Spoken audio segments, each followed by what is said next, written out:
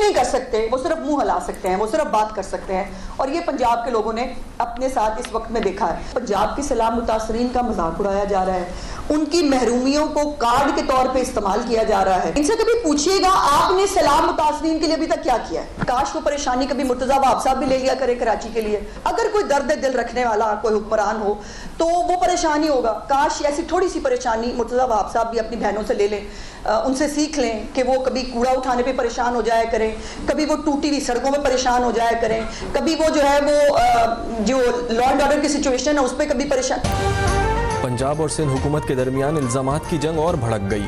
عظمہ بخاری Peoples party کی حکومت پر الزامات کی تیر چلا دیے، کہتی ہیں پنجاب پر مشکل وقت آیا تو سیاست کی گئی۔ شرجیل میمن آئیں میں انہیں جنوبی پنجاب دکھاتی ہوں، شرجیل میمن مجھے کشمور دکھا دیں۔ پیپلز پارٹی والے آئیں لاہور اور جنوبی پنجاب دکھاؤں، آپ مجھے نواب شاہ گڑھی خدا بخش دکھائیں۔ 17 سال میں کیا کیا؟ کراچی اور لاہور کا فرق سب جانتے ہیں۔ پنجاب کے پاس سستی اداکاری کا وقت نہیں ہے، بہت کام ہے۔ سیلاب متاثرین کو 17 اکتوبر سے چیکس کی تقسیم شروع کر دی جائے گی۔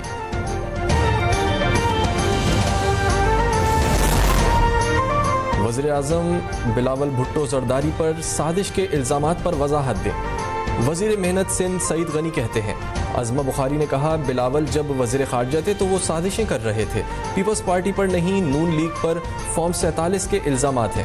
وفاقی حکومت کو ہمارے ووٹوں کی ضرورت سینٹ اور قومی اسمبلی میں ہے، نہیں چاہتے حکومت سے نکلنے پر معاشی بحران کی کیفیت پیدا ہو۔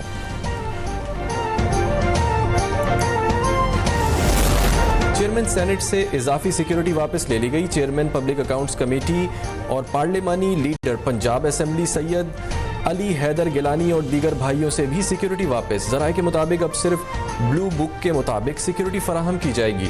8 اضافی پولیس اہلکار واپس بلا لیے گئے۔ پیپلز پارٹی کا پنجاب حکومت کے اقدامات پر شدید تحفظات کا اظہار۔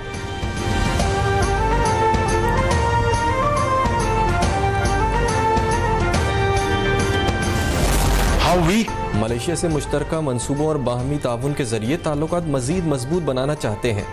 وزیر اعظم شہباز شریف کی ملائیشین ہم منصب کے ساتھ پریس کانفرنس، کہا دونوں ممالک کے درمیان انتہائی نتیجہ خیز اور مثبت مذاکرات ہوئے۔ پاکستان ٹیکنالوجی، مصنوعی ذہانت اور اقتصادی ترقی سمیت دیگر شعبوں میں ملائیشین تجربات سے سیکھنا چاہتا ہے۔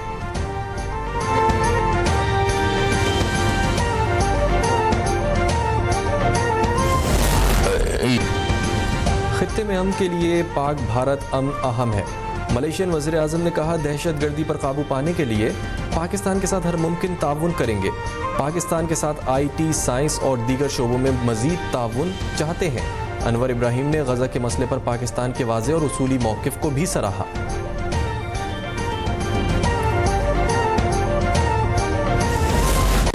سینٹ کا اجلاس آج شام 4 بجے ہوگا۔ 39 نکاتی ایجنڈا جاری، پلاسٹک کور پر پابندی اور ایس ای سی پی ایکٹ میں ترمیمی بل پیش کیا جائے گا۔ ورچوئل اثاثہ جات کی ریگولیٹری فریم ورک اور پاکستان سائیکولوجیکل کونسل کے قیام کا بل بھی ایوان میں پیش ہونے کا امکان۔ ایوان میں ملتان میں Fatima university of science and technology کے قیام کا بل بھی پیش ہوگا۔ قومی اسمبلی کا اجلاس بھی آج ہوگا۔ ملکی سیاسی اور اقتصادی صورتحال سمیت دیگر اہم معاملات پر بحث ہوگی۔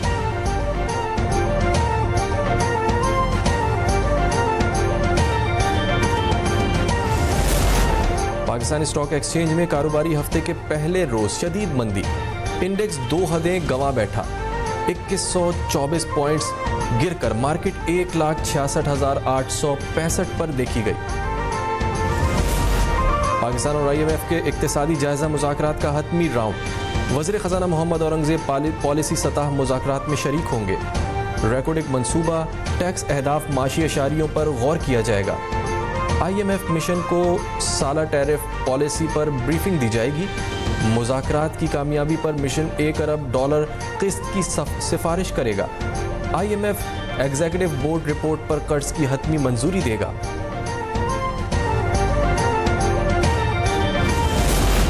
بلومبرگ نے پاکستان کو دوسری ابھرتی معیشت قرار دے دیا ہے۔ جاری اعداد و شمار کے مطابق پاکستان ڈیفالٹ رسک میں کمی کے لحاظ سے دنیا میں دوسرے نمبر پر آ گیا۔ کریڈٹ ڈیبٹ سویپ کے مطابق دیوالیے کے خطرات میں 20 पॉइंट्स की गैर मामूली कमी आई। ब्लूमबर्ग ने पाकिस्तान को वाहिद उभरती हुई मईशत करार दिया। पाकिस्तान तुर्की के बाद दूसरा सबसे बेहतर होने वाला मुल्क बन गया। पाकिस्तान में आलमी सरमायाकारी के लिए SIFC की कोशिशें बारआवर साबित। सऊदी विजन 2030 और पाकिस्तान की तरक्याती तरजीहात की बुनियाद पर इक्तिसादी राहदारी की मनसूबाबंदी। पाक सऊदी दिफाई मुआहदे के बाद पाक सऊदी इकनॉमिक कॉरिडोर का क़याम ज़ेर गौर। गवादर पोर्ट के जरिए जनूबी एशिया और मशरिक़ वस्ता के दरमियान रवाबित एक नया संग मील होगा। कराची में अमन अमान की सूरत हाल फिर बिगड़ने लगी। कारोबारी बरादरी को भत्ताखोरी और धमकियों का सामना। कराची चैम्बर ने अराकीन को सिक्योरिटी एडवाइजरी जारी कर दी। बिजनेस कम्युनिटी ने कानून नाफिज करने वाले इदारे भत्ताखोरों के खिलाफ कार्रवाई का मुतालबा कर दिया। गाजा जंग बंदी और यरगमालियों की रिहाई पर बातचीत आगे बढ़ रही है। अमरीकी सदर डोनाल्ड ट्रंप कहते हैं तकनीकी टीमें आज मिस्र में दोबारा मुलाकात करेंगी। ट्रंप ने धमकी दी अगर हमास ने गजा का कंट्रोल छोड़ने से इनकार किया तो इसका मुकम्मल खात्मा कर दिया जाएगा।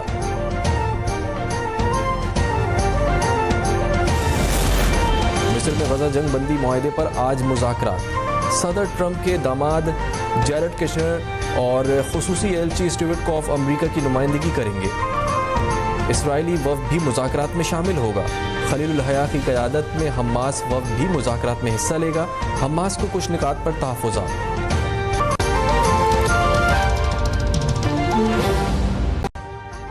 अभी सब्सक्राइब करें ताकि कोई खबर रह न जाए।